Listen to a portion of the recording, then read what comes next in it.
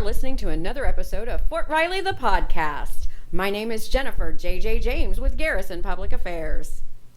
On this week's episode, we revisit the grand reopening of the U.S. Cavalry Museum that took place Tuesday, June 13th. Mr. Charles Bowery, Executive Director, Center of Military History, and former Big Red One soldier, was present and had this to say. Well, good morning. It's a personal pleasure for me to be back home at the home of America's 1st Division. This is personal for me. As you can see from the lapel pin, I'm a proud 1st Infantry Division combat veteran, my first tour in combat in Operation Iraqi Freedom in 2004-2005. And my personal Army history is intertwined with the Army's history and with this division's history in very meaningful ways. And so this is a labor of love for me, and it's personal for me. And I remember from the days of that deployment in our nightly update brief, hearing the names of the division soldiers who were killed in action during those days. Those names are on that memorial, as General Meyer said. And so this is a labor of love and a personal moment for me. But today is a moment of celebration for this community as we reopen a museum that, as General Meyer alluded to, really gets to the deep Army history and national history of this place here at Fort Riley, Kansas, and the home of one of the original branches of the United States Army, the Cavalry School of Practice here at Fort Riley, Kansas. Many famous Army leaders have walked these fields and trod these halls, including, of course, during his service as the Master of the Sword, the future General George Patton served here in the Cavalry School at Fort Riley. And so we have an incredible history to tell here through our museums.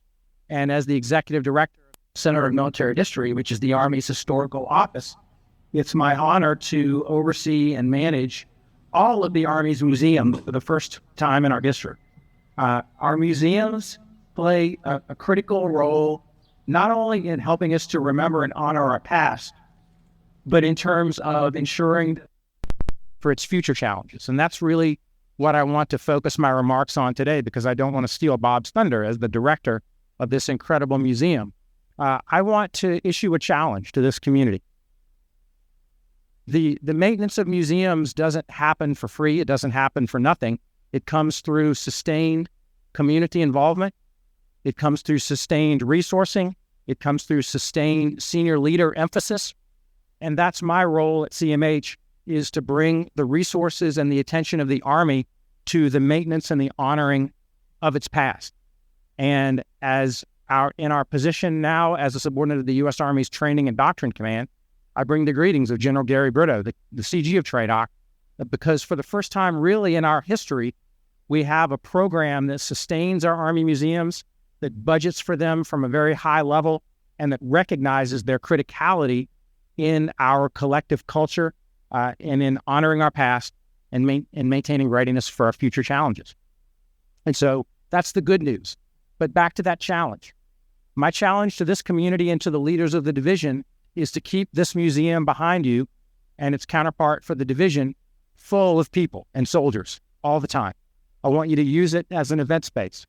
I want you to use it for retirements, for promotion ceremonies, for hails and farewells, for staff briefings, for quarterly training briefings, what have you. Keep it full of soldiers, because a recognition and an understanding of our shared past produces esprit de corps in our formations.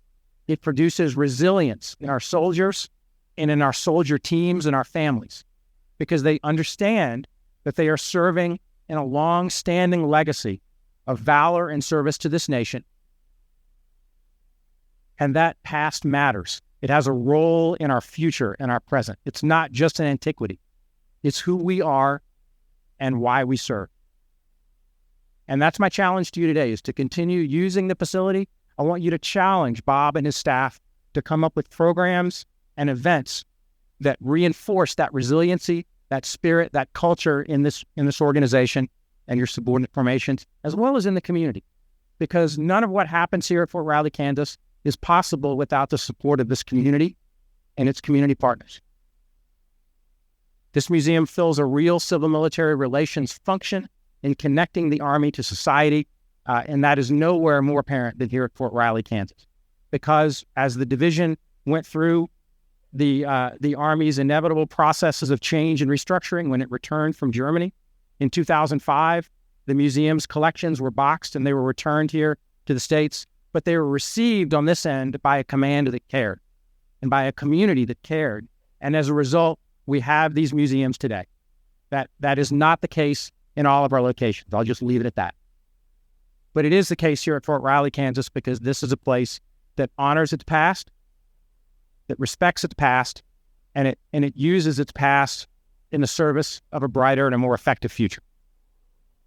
And so I'd like to thank our partners here in the garrison at Fort Riley, in the 1st Infantry Division staff, in the division's command, and in the community for sticking with us through this long process of renovation and renewal, and certainly the best is yet to come. And again, thank you. It's been my honor to be here today. No mission too difficult. No sacrifice too great. Duty first. Before cutting the ribbon and the official opening of the museum, Dr. Bob Smith, director of Fort Riley Museums, offered these thoughts.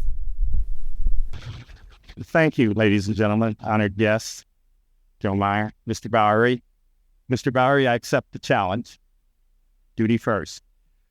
Well, I have a speech, but I'm a historian. I will not keep you very long here. Normally, it's in my contract to keep you at least an hour, but we'll. It has been 7 years since we began this project. And during this time, what I learned is the value of teamwork. And I think teamwork sums up the Army's ethos. We are all one team, and through that team, we will accomplish our mission. So here in our case today is the opening of a new museum. And with your kind indulgence, sir, I'd like to recognize a few of the people. I almost feel like this is the Academy Award speech, so I'm going to go through it. First, and the hook will probably come out too. So, anyway, I want to thank General Meyer and all previous Victory 5 who offered me support and encouragement through this long process. And so, thank you, 1st Infantry Division team, very much. I want to thank Mr. Bowery and Colonel Hunt. The U.S. Cavalry Museum is open to the public. For a schedule of the museum hours or to learn how to access Fort Riley for a visit, go to home.army.mil/Riley. This has been Jennifer J.J. James with your Fort Riley Public Affairs. Looking forward to seeing you at the museum.